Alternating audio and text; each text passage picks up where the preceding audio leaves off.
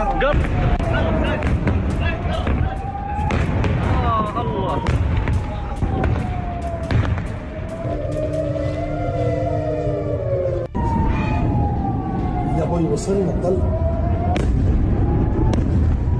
એ હંમેશાથી સામાન્ય માણસો માટે તબાહી લાવતું હોય છે.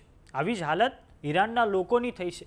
ઈરાન હાલમાં પારાવાર આર્થિક મુશ્કેલીઓમાંથી પસાર થઈ રહ્યું છે. તો બીજી તરફ હવે આંતરરાષ્ટ્રીય અખબાર વોલ સ્ટ્રીટ જર્નલ અનુસાર ઈરાન અમેરિકાના પ્રમુખ ડોનાલ્ડ ટ્રમ્પની હત્યાનું કાવતરું ઘડી રહ્યું છે અને આ વાતની જાણકારી ઇઝરાયેલે અમેરિકાને આપી છે.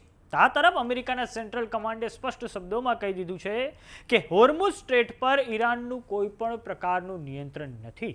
તો આવો જાણીએ સમાચાર વિસ્તારથી. નમસ્કાર, જમાવટ સાથે હું છું પાર્થ.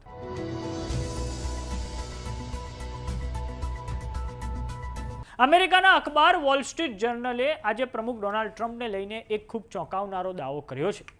વોલ સ્ટ્રીટ જર્નલ દ્વારા દાવો કરવામાં આવ્યો છે કે ઇઝરાયલ દ્વારા અમેરિકાને ચેતવણી આપવામાં આવી છે કે ઈરાન ડોનાલ્ડ ટ્રમ્પનો જીવ લઈ લેવા માટે ષડયંત્ર રચી રહ્યું છે. જોકે અમેરિકાના અધિકારીઓએ હજુ સુધી આ વાતની પુષ્ટિ નથી કરી. રિપોર્ટમાં એ પણ દાવો કરાયો છે કે સંભાવના છે કે ઇઝરાયલ આવા ઇનપુટના આધારે અમેરિકાને ઈરાનની વિરુદ્ધમાં વધારે ભડકાવવા માંગે છે. વ્હાઇટ હાઉસે હજુ સુધી આ રિપોર્ટ પર કોઈ પણ સીધી ટિપ્પણી પણ નથી કરી.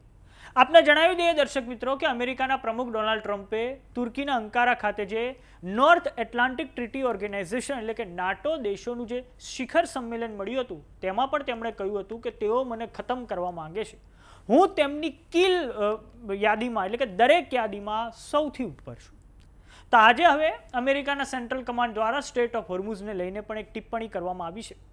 યુએસના સેન્ટ્રલ કમાન્ડે દાવો કર્યો છે કે ઈરાનના સરકારી મીડિયાનો દાવો ખોટો છે, જેમાં કહેવામાં આવ્યું છે કે સ્ટેટમાંથી પસાર થતા જહાજો ફક્ત ઈરાન દ્વારા નિર્ધારિત રૂટનો જ ઉપયોગ કરી શકે છે. ઈરાનનું સ્ટેટ ઓફ હોર્મુઝ પર કોઈ પણ પ્રકારનું નિયંત્રણ નથી.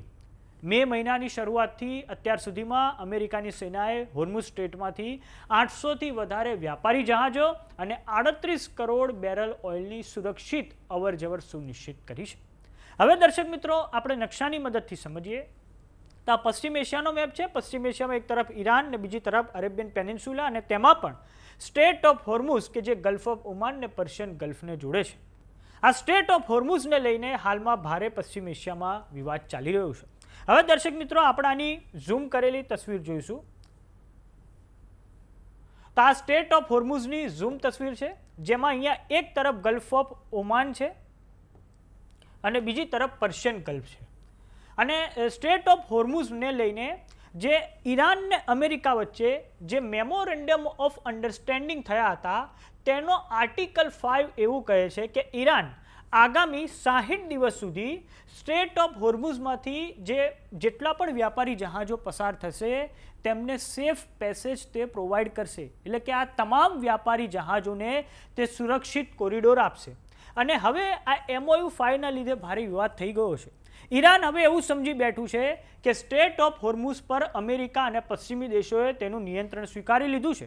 તો બીજી તરફ આ MOU 5નો ઉપયોગ કરીને ઓમાને અહીંયા એના કાંઠે પણ એનો એક ટ્રાન્ઝિટ રૂટ એક ડિક્લેર કર્યો છે, જેના આધારે ઘણા બધા ઇન્ટરનેશનલ કમર્શિયલ શિપ્સ છે તે ઓમાનના કાંઠાનો ઉપયોગ કરીને સ્ટેટ ઓફ હોર્મુઝ પસાર કરી રહ્યા છે, જે ઈરાનની સેનાને ગમ્યું નહીં. ને આ કારણે ઈરાને જેટલા પણ જે કાર્ગો શિપ્સ છે કે જે ઈરાનની સેનાનું માનતા નથી તેની પર તે અટેક કરી દે છે.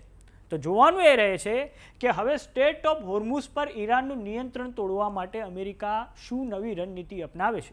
ઘણા અમેરિકન અધિકારીઓ એવું માને છે કે હોર્મુઝ સ્ટેટ પર ઈરાનની આ જે રણનીતિ છે તેનો તોડ અમેરિકા હજુ સુધી નથી શોધી શક્યું. અને આ કારણે અમેરિકા જે મેઇનલેન્ડ ઈરાન છે ત્યાં વિવિધ સ્થળો પર બંદર અબ્બાસ છે, ચાબહાર છે, સિરિક છે, કેશમ આઇલેન્ડ છે, આ ઉપરાંત બુશેહર છે, અનેક જે સિટી છે, અનેક રાજ્યો છે, ત્યાં અમેરિકા હાલમાં સ્ટ્રાઇક કરી રહ્યું છે. અને અમેરિકા ઈરાન પર પ્રેશર બનાવી રહ્યું છે સ્ટેટ ઓફ હોર્મુઝમાંથી જે કમર્શિયલ શિપ્સ છે તેમને પેસેજ અપાવવા માટે. પરંતુ આ અમેરિકાનું પ્રેશર ઈરાન પર કોઈ પણ રીતે કામ નથી કરી રહ્યું.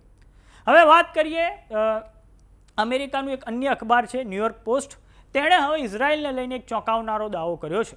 ન્યૂયોર્ક પોસ્ટ દ્વારા દાવો કરવામાં આવ્યો છે કે આગામી સમયમાં જરૂર પડશે તો ઇઝરાયલ ફરીથી ઈરાન પર હુમલો કરી શકે છે અને ઇઝરાયલ દ્વારા આ માટે સંપૂર્ણપણે તૈયારી કરી લેવામાં આવી છે. આપને એ પણ જણાવી દઈએ કે ઇઝરાયલ નથી ઈચ્છતું કે અમેરિકા અને ઈરાન વચ્ચેનું આ યુદ્ધ બંધ થાય. ઇઝરાયલ ઈચ્છે છે કે અમેરિકા ખૂબ મોટા પાયે ઈરાન પર આક્રમણ કરી દે. જ્યારે ફેબ્રુઆરીની 28મી તારીખે અમેરિકાએ તેનું મિલિટરી કોમ્બેટ ઓપરેશન, જેનું નામ છે ઓપરેશન એપિક ફ્યુરી, ઈરાન પર લોન્ચ કર્યું.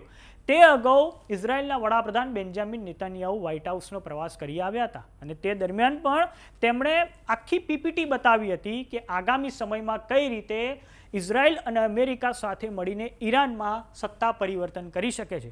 પરંતુ 39 દિવસનો ભીષણ સંગ્રામ ચાલ્યો તે પછી પણ ઈરાનમાં સત્તા પરિવર્તન થયું નથી.